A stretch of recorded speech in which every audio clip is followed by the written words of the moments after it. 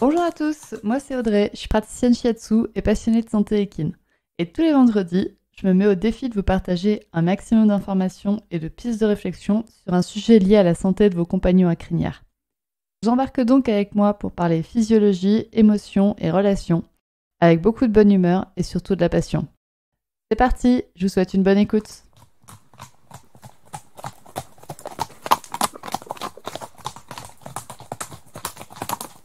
Bonjour à toutes. Alors, je ne sais pas vous, mais moi, avec la baisse des températures et le retour de l'humidité, les tiques sont de retour par chez nous. Du coup, je me dis qu'un épisode sur les maladies transmises par les tiques, ça serait très adapté. Mais je vais pas vous mentir, au début de cet épisode, il s'appelait les maladies transmises par les tiques, et j'avais l'intention de parler de toutes les maladies, c'est-à-dire de la maladie de Lyme, de la pyroplasmose, de l'anaplasmose, etc. Sauf que plus j'avançais dans mon script, donc c'est la partie du boulot où j'écris toute la structure de mon épisode, et plus je me suis dit qu'en fait la maladie de Lyme, elle allait avoir droit à son épisode à elle toute seule. Ça veut pas dire que je parlerai pas de la pyroplasmose ni de l'anaplasmose, ça veut juste dire que j'en parlerai un peu plus tard, donc restez à l'écoute du podcast, les épisodes là ne tarderont pas à arriver. Aujourd'hui, on va donc se focaliser sur la maladie de Lyme. Je sais que cette maladie effraie beaucoup de gens, et les cavaliers y compris. Je ne saurais pas vous dire combien de personnes m'ont déjà demandé, en vrai ou par message privé, « Mon cheval a été mordu par une tique, est-ce que je dois appeler le vétérinaire ou pas ?» Alors, c'est peut-être parce que je vis en région parisienne et que les franciliens sont hyper angoissés des maladies transmises par la nature. Je sais pas, peut-être. Non, il y en avait d'autres aussi quand j'étais en province. Le but de l'épisode du jour, c'est donc non seulement de vous présenter la maladie de Lyme, mais aussi de vous permettre de rationaliser cette maladie, et donc les morsures de tiques. Parce que, le savoir, c'est l'arme ultime contre la peur, ça j'en suis convaincue. C'est plus difficile d'avoir peur de quelque chose qu'on connaît. Et donc, si j'ai bien réussi cet épisode, et si vous êtes un peu comme moi, normalement, à la fin de l'épisode, vous allez presque être heureux que votre cheval se fasse mordre par une tique. Non, je rigole, enfin, à peine. On va commencer cet épisode par quelques petites définitions. La maladie de Lyme, c'est une maladie qui est causée par une bactérie qui est transmise par les tiques. La bactérie qui est en cause dans la maladie de Lyme, c'est la borréliose. De son petit nom latin, la Borrelia burgdorferi. La Borrelia burgdorferi. Oh la vache, était pas facile. Et donc, cette bactérie, elle est transmise au cheval lors de la morsure de la tique. C'est-à-dire que la tique va mordre le cheval, donc c'est le moment où elle va s'implanter dans le cheval, et c'est au moment-là, elle va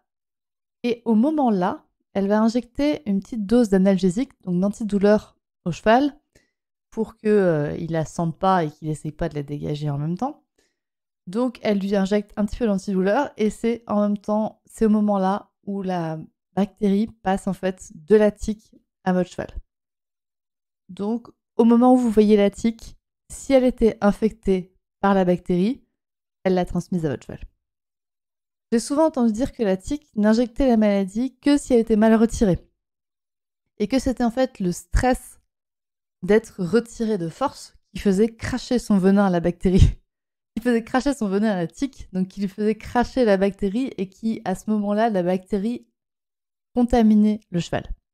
Et donc, il fallait enlever la tique selon tout un protocole, blablabla, notamment en prenant une pince bien spéciale, en tournant dans le sens inverse des aiguilles d'une montre, etc. J'ai aussi entendu dire que la tique ne transmettait la maladie qu'après 24 heures. Donc, si on l'enlevait rapidement, c'était bon. Ça, c'est un peu comme la règle des 10 secondes quand tu fais tomber ton sandwich par terre. Vous savez, cette règle à la con que si le sandwich touche le sol moins de 10 secondes, les bactéries n'ont pas le temps de monter dessus. Désolé, c'est pas vrai. Ni pour votre sandwich, ni pour la maladie de Lyme. Donc, la tique, en fait, transmet la bactérie au moment de la morsure. C'est-à-dire que si la tique portait la bactérie, parce que toutes les tiques ne sont pas porteuses de la maladie, mais si la tique portait la maladie, au moment où vous la voyez sur votre cheval, elle l'a déjà transmise, cette bactérie, à votre cheval. Mais donc du coup, si la tique transmet la maladie dès la morsure, pourquoi est-ce qu'on nous embête avec la pince à tique, les aiguilles du sens inverse d'une montre, enfin voilà, tout ça. Parce qu'en fait, si vous arrachez la tique, vous risquez de lui arracher que le corps et d'en fait de disloquer la tête du corps. Et donc la tête va rester insérée dans le cheval. Et là, ça va être impossible à enlever. Ça va être impossible à l'enlever, sauf que c'est un corps étranger. Donc la zone où la tête est restée, elle va s'inflammer, elle va s'infecter, et ça va être douloureux pour le cheval.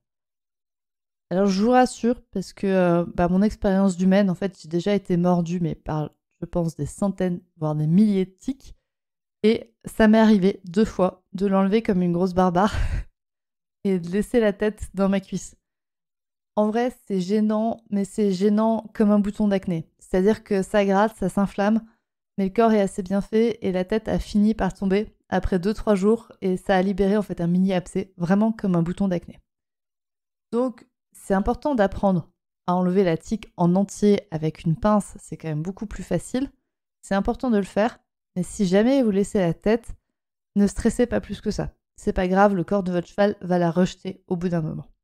On en revient à la définition de maladie qui est transmise lors de la morsure de la tique. Ça veut dire que la maladie n'est pas contagieuse d'un cheval à l'autre. Par exemple, Whisper, il est positif à la maladie de Lyme. Pour autant, il ne peut pas transmettre la maladie en éternuant sur Alpha, par exemple, voire même en le mordant ou quoi que ce soit. Ou juste en étant en proximité. C'est pas possible. Il faut qu'il y ait une tique en jeu. Donc, il faut que Alpha soit mordu par une tique qui est infectée par la bactérie pour que Alpha soit infecté par la borréliose et donc potentiellement déclenche la maladie de Lyme. Et donc, Whisper et Alpha, par contre, ils vivent dans le même pré. Whisper est porteur de la maladie de Lyme. Ce qui veut dire que dans l'environnement de Whisper, il y a des tiques qui sont porteuses de la borréliose et qui mordent mes chevaux et qui le transmettent. Et donc, potentiellement, la tique qui a mordu Whisper, qui était infectée par la borréliose, elle a ces petites sœurs tiques qui vivent au même endroit et qui sont potentiellement infectées aussi et qui vont potentiellement mordre Alpha. Donc, Alpha est quand même dans un environnement, on va dire, à risque vis-à-vis de la maladie de Lyme et des tiques infectées de borréliose. Mais on reparlera de ça un peu plus tard. On va passer maintenant aux symptômes de la maladie de Lyme. Là, ça se corse déjà un peu plus que pour les définitions. Parce qu'en effet, les symptômes sont très variés et vous allez voir assez vagues, assez généralistes. C'est-à-dire que les symptômes peuvent être de la fièvre, plus ou moins forte. Certains chevaux, c'est juste une légère élévation de la température, mais chez certains, c'est des gros pics de fièvre. Les symptômes peuvent aussi être de la léthargie, qui vont de la variation de la motivation jusqu'à la dépression, où le cheval est totalement apathique. Il peut y avoir un amaigrissement, qui peut être chronique, ou qui peut juste être des pertes de poids inexpliquées, ou une difficulté à prendre de la masse. On peut avoir des raideurs articulaires. Là encore, les boiteries peuvent toucher une ou plusieurs articulations sur un ou plusieurs membres et présenter potentiellement des inflammations articulaires, ce qui est aussi appelé arthrite. Il peut y avoir des fourbures dans les symptômes. Il peut aussi y avoir des uvéites, mais il peut y avoir juste une simple sensibilité à la lumière, une sensibilité à la lumière jusqu'à des ulcères chroniques. Il peut y avoir des avortements. J'avoue que ça, je ne l'avais jamais entendu. Je l'ai trouvé sur le site d'Wikipédia. Il peut y avoir des signes neurologiques qui sont enregistrés, c'est-à-dire les chevaux qui va présenter un peu d'ataxie ou des difficultés neurologiques. Vous voyez bien dans ces symptômes que si votre cheval il est globalement pas au top, ça peut être la maladie de Lyme. Et donc, beaucoup de problèmes peuvent être reliés à la maladie de Lyme. Alors, je ne suis pas vétérinaire. Mais ce que j'ai remarqué chez mes clients, c'est que la maladie de Lyme a tendance à amplifier en fait les problèmes de l'animal. C'est-à-dire que si l'animal avait déjà des problèmes articulaires, ça va les amplifier. S'il y a déjà des problèmes de fourbure, ça va les amplifier. Et chez moi, encore une fois, je ne suis pas vétérinaire, mais il y a 2 points qui me font sonner l'alarme à borréliose. C'est les raideurs articulaires et la baisse de motivation, la dépression du cheval. Si votre cheval est normalement plein de vie et content de bouger, et d'un coup il rechigne à bouger et il a le regard dans le vide, moi je pense Lyme. Moi je pense à Lyme et au moment là j'appelle le vétérinaire. Donc je n'appelle pas le vétérinaire pour toutes les tiques qui mordent mon cheval. Il m'aurait déjà envoyé paître sinon. Par contre, s'il y a un problème, là je l'appelle. Et je lui souligne que mes chevaux ont déjà été mordus par des tiques. Je fais une petite parenthèse pour les humains. Chez les humains, c'est un peu différent. Il y a un symptôme supplémentaire qui permet d'être très clair sur le diagnostic de la maladie de Lyme. Et ce symptôme s'appelle l'érythème migrant. Erythème, ça s'écrit E-R-Y-T-H, E accent grave, M-E, et migrant comme... mince, le seul exemple qui me vient, c'est le migrant qui traverse la Méditerranée en canot. Donc si vous faites mordre par une tique, à l'endroit de la morsure, vous allez voir apparaître une tache rouge. Cette tache rouge, c'est normal, c'est l'inflammation qui est causée par la morsure. Mais si dans le temps, cette tache forme donc un premier cercle rouge, puis un cercle blanc et à nouveau un cercle rouge, en gros, ça dessine un peu comme une cible de tir à l'arc avec la morsure qui est au centre. C'est que vous avez été contaminé par la borréliose. Donc vous prenez la tache en photo, vous prenez la tache en forme de cible en photo et vous foncez chez votre médecin. Je vous dis de la prendre en photo parce qu'en fait, cette tache peut potentiellement disparaître. Donc si vous la voyez sur vous, vous la prenez en photo, comme ça vous pouvez montrer à votre médecin qui pourra poser le diagnostic et vous prenez rendez-vous assez rapidement quand même chez le médecin. Par contre, c'est dommage, les chevaux, ils n'ont pas cet érythème migrant. Donc, on ne peut pas le voir. Ça ne sert à rien de raser votre cheval. Les chevaux ne font pas d'érythème. Donc, on ne peut pas poser de diagnostic avec ça. Continuons de parler donc un peu des symptômes. Il y a des chevaux qui sont asymptomatiques. C'est-à-dire qu'ils sont contaminés par la borréliose. Par contre, ils ont un système immunitaire qui est capable de se défendre contre l'infection. Un peu comme une grippe chez nous ou comme une bactérie de gastro-entérite.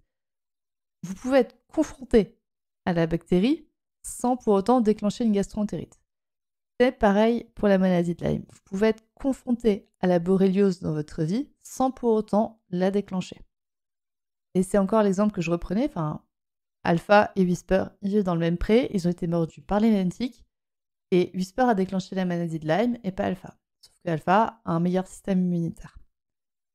Et aussi avec la maladie de Lyme, votre cheval peut donc être porteur de la maladie de Lyme mais asymptomatique, puis avoir une baisse de forme, qui peut être liée à autre chose que la maladie. Il peut être lié maintenant à un épisode de fourbure, à un accident, à un isolement au box, que sais-je, beaucoup de choses qui vont affecter votre cheval. Et au moment-là, il va peut-être déclencher les symptômes de la maladie. C'est ce qui est arrivé en fait à Whisper. On ne connaissait pas vraiment, moi je ne connaissais pas sa maladie de Lyme, et par contre elle s'est déclenchée quand il y a eu des très grosses variations de température. Et potentiellement, maintenant, je sais que Whisper et Alpha ont été mordus par les mêmes tiques. Donc si maintenant, par exemple, j'isole Alpha à un moment donné au box parce que j'en sais rien, il s'est blessé, et que à la suite de cet isolement au box, je remarque qu'il présente des raideurs musculaires ou énormément d'apathie, je vais souligner au vétérinaire, je vais lui dire, rappelez-vous, Whisper, il est déjà porteur de Lyme, donc c'est-à-dire qu'Alpha aussi, et là, il y a une baisse du système immunitaire d'Alpha, donc peut-être qu'il déclenche les symptômes. On va passer maintenant au diagnostic. Et on va rajouter encore une couche de complexité. Parce qu'en fait, il existe deux types de tests. Un test sérologique, donc on cherche dans le sang du cheval les anticorps contre la maladie de Lyme.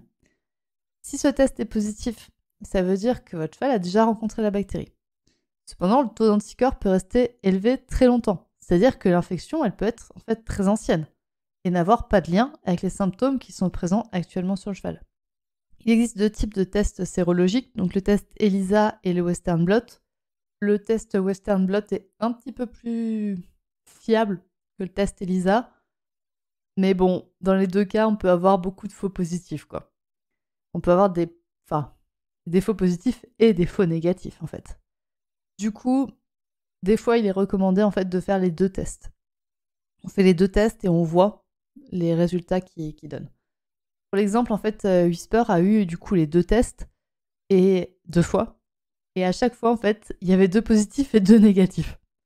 Donc, c'était cool, mais on pense, en fait, le diagnostic, c'est on pense que Whisper a eu la maladie de Lyme. Il existe un autre type de test, c'est le test PCR. Celui-là, on en entend beaucoup parler. Alors, le test PCR, c'est pas systématiquement un coton dans le nez, hein. C'est juste un type de test qui consiste à rechercher directement l'ADN de la bactérie. C'est-à-dire que si le test est positif, ça signifie que la bactérie est présente dans l'organisme au moment de l'analyse. Ça veut dire que votre cheval est contaminé là, maintenant. Et le test PCR, il peut être réalisé sur du sang, mais aussi sur du liquide articulaire. Et un test PCR, mais sauf qu'il faut savoir que le test PCR, il est rarement positif sur le sang du cheval. Donc il faut quand même aller prélever du liquide articulaire pour pouvoir faire un test PCR qui soit efficace, on va dire, qui soit fiable. Du coup, vous voyez que c'est quand même assez contraignant pour le cheval et pour le vétérinaire. Du coup, c'est pour ça qu'ils sont rarement faits. Donc, jusque-là, je récapitule ce qu'on a. On a des symptômes, enfin, on a une définition. Donc jusque-là, je récapitule ce qu'on a. On a une définition qui est quand même assez vague parce que potentiellement, il y a une tique qui a mordu votre cheval. On a des symptômes qui permettent pas vraiment d'être sûr que c'est bien la maladie de Lyme. On a un diagnostic qui est quand même assez compliqué, qui permet pas d'être sûr que c'est la maladie de Lyme.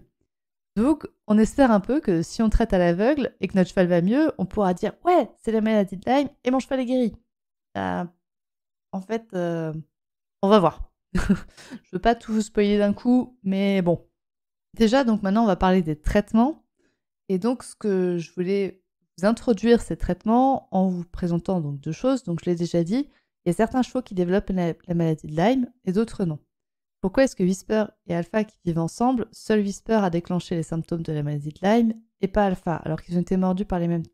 C'est la question que j'ai posée à mon vétérinaire il y a 4 ans. Et la réponse, elle est assez simple. Il y a 2 paramètres à prendre en compte dans la maladie de Lyme. La charge virale et le système immunitaire. La charge virale, c'est un peu la quantité de bactéries qui est présente chez le cheval. Et si on met la charge virale et le système immunitaire sur une balance, normalement, c'est le système immunitaire qui l'emporte. Donc, il va combattre, on va dire, la bactérie. Sauf si la charge virale est trop forte, donc c'est-à-dire qu'il y a eu énormément de tiques porteuses de la borréliose qui ont mordu Whisper au même moment, ou que son système immunitaire est trop faible. Et du coup, les traitements possibles pour la maladie de Lyme vont jouer sur ces 2 tableaux. Soit on va chercher à diminuer la charge virale, soit on va chercher à augmenter la réactivité du système immunitaire. Le premier traitement de base pour traiter la maladie de Lyme, c'est un traitement qui va chercher à diminuer la charge virale. Je vous rappelle que la maladie de Lyme est causée par la présence d'une bactérie. Et qu'est-ce qu'on utilise pour éradiquer une bactérie, donc pour diminuer la charge virale? La fameuse antibiothérapie. Boum, 1 mois de Boum, 1 mois de tétracycline dans tes dents, petite bactérie. Avec ça, tu devrais bien mourir. Et c'est vrai, elle va mourir. En plus, le truc pratique avec les tétracyclines, c'est qu'elles ont aussi des propriétés anti-inflammatoires. Vous voyez venir avec le symptôme des raideurs articulaires, des articulations douloureuses parce qu'elles sont inflammées, Et magie, les antibiotiques, elles vont aussi agir dessus. Les tétracyclines vont aussi agir dessus.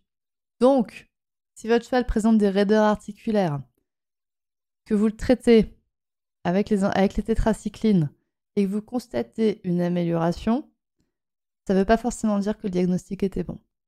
Ça se trouve, votre cheval était raide parce qu'il était en fourbure ou parce qu'il avait un abcès. Donc, avec les antibiotiques qui sont aussi des anti-inflammatoires, il va aller mieux. Mais en fait, il n'avait pas besoin des antibiotiques de base pour aller mieux. Et les anti-inflammatoires, on l'a vu quand même souvent, c'est juste un cache-misère. Donc, ça complique. Vous voyez que même si on traite et qu'il y a une amélioration, ça ne veut pas dire que le diagnostic de la maladie de Lyme était correct.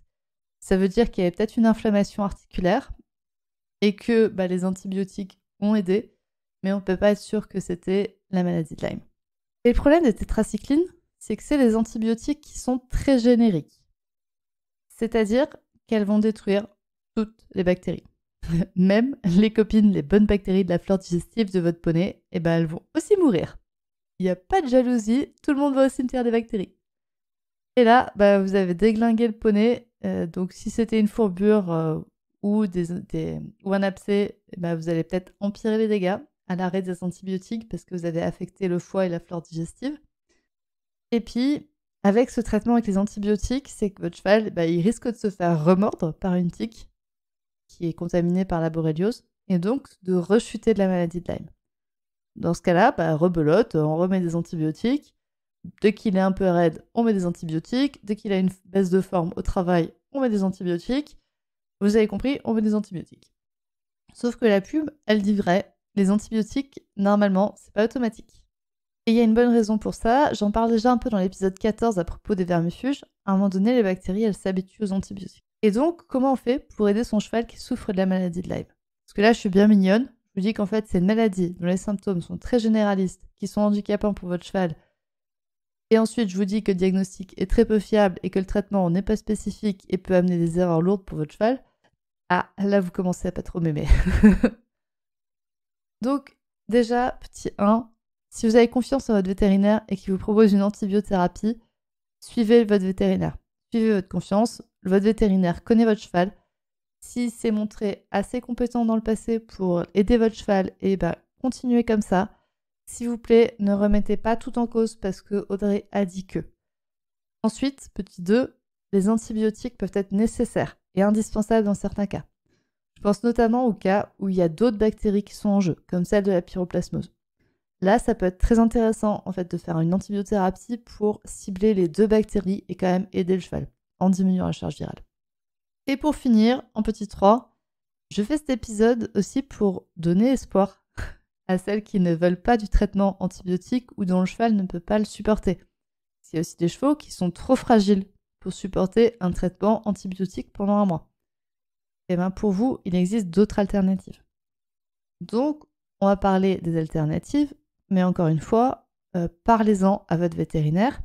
Je suis là pour vous apporter des possibilités, mais j'ai pas du tout toutes les connaissances qu'a votre vétérinaire. Donc, le but de cet épisode de podcast, c'est de vous ouvrir des possibilités et que après vous alliez en discuter avec lui. Et en fait, j'ai vraiment envie que cet épisode vous serve à ouvrir le dialogue avec votre vétérinaire. On a donc vu que les antibiotiques sont utiles pour diminuer la charge virale de la bactérie. On va voir maintenant comment on fait pour remonter le système immunitaire. Donc l'autre point, l'autre levier pour la maladie de Lyme. Moi, à ce jour, je connais 2 alternatives à l'antibiothérapie. Je dis bien moi à ce jour. C'est-à-dire que c'est 2 alternatives que je connais et que j'ai plus ou moins expérimentées. Voilà, il en existe certainement d'autres. Cherchez sur internet ça.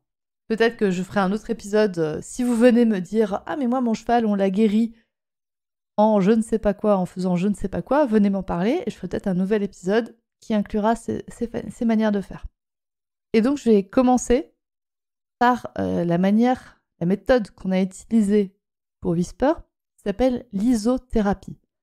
Iso, ça s'écrit ISO, thérapie, comme toutes les thérapies. Donc isothérapie. Et vous allez rire.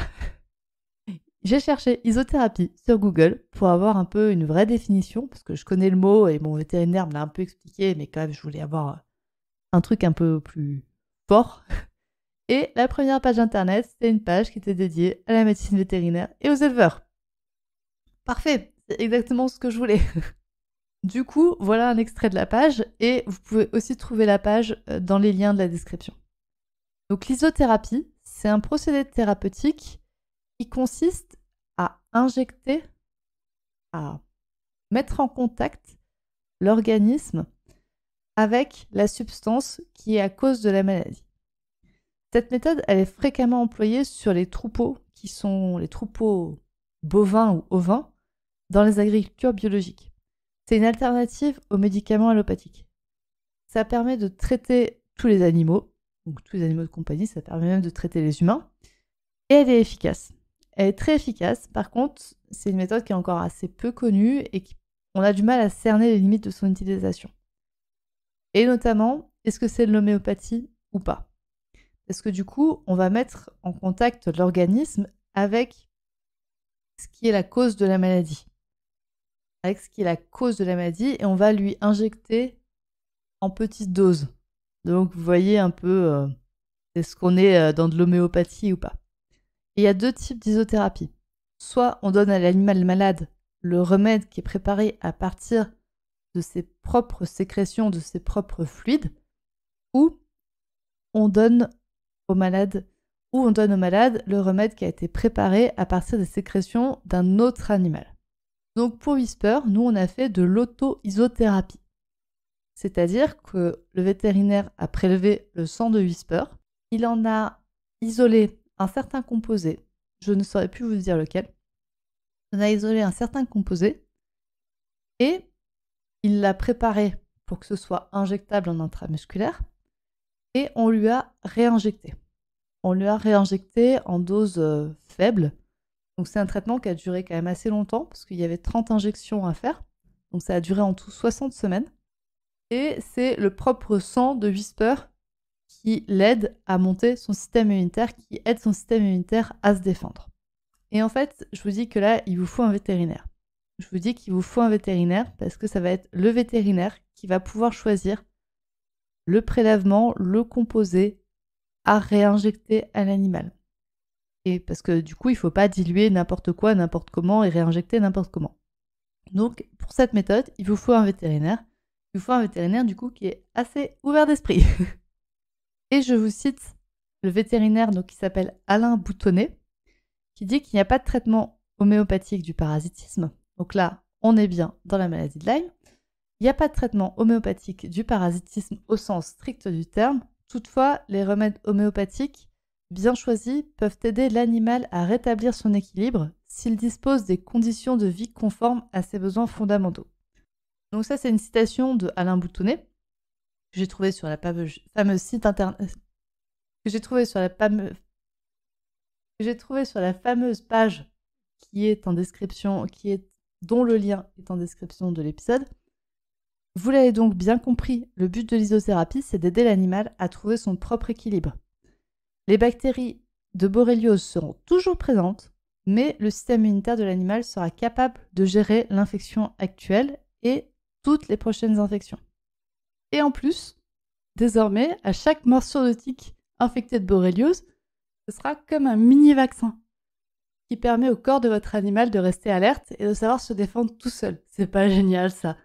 Quand je vous dis que vous allez kiffer que votre cheval se fasse mordre par des tiques, moi, maintenant, c'est le cas.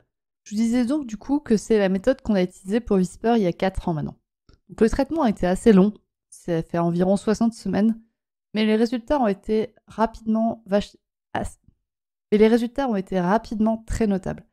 Après 1 mois, on avait une vraie nette amélioration de la locomotion de Whisper. Même si on était en hiver, donc c'est une saison qui est un peu difficile pour lui.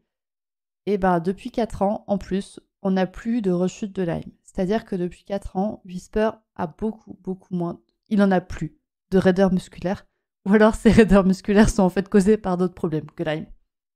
En vrai, j'avais vachement hésité à vous parler de cette solution parce qu'il vous faut un vétérinaire ouvert d'esprit et potentiellement un vétérinaire qui lui explique la marche à suivre. C'est-à-dire que vous n'allez pas pouvoir donner tous les conseils pour que votre vétérinaire fasse une isothérapie juste sur vos conseils ou juste sur les conseils d'un podcast. Et j'ai pas envie de vous donner le nom de mon vétérinaire pour que les vôtres puissent l'appeler et lui demander conseil à qui mieux. Mon vétérinaire, il est assez grand pour communiquer tout seul. Donc, il se débrouille tout seul de ce côté-là. J'ai pas envie de donner son nom à n'importe qui. Sauf que là, en fait, d'après Google, il existe plein de publications sur le sujet. Donc, ça va être à vous de faire le job et de brancher votre vétérinaire là-dessus. Donc, si votre animal est malade, vous pouvez lui dire « Ah, mais j'ai entendu parler de l'isothérapie et notamment du docteur Alain Boutonnet qui a écrit un article à ce sujet. Qu'est-ce que vous en pensez ? Est-ce que ça serait adapté pour votre cheval ? Est-ce que ce serait adapté pour mon cheval ? Voilà. Et boum, c'est vous qui devenez acteur de la prise en charge de votre cheval. Et ça, putain, j'adore. C'est ça que je veux. C'est pour ça que je fais mon métier. C'est pour vous mettre en charge et pour que vous deveniez acteur de la prise en charge de votre cheval. Donc, allez-y, foncez, allez discuter avec votre vétérinaire.